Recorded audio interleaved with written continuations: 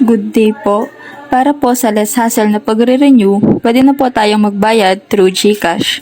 For the step-by-step procedure para po sa pag-transfer ng GCash to bank, first step po ay i-open ang app, then click transfer or bank transfer, then hanapin po ang BDO. Pagkatapos po ay ilagay ang aming iti-text sa inyo na amount na babayaran, account name, at account number.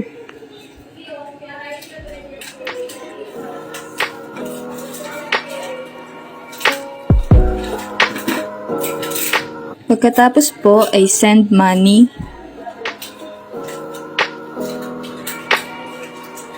Last po ay confirm.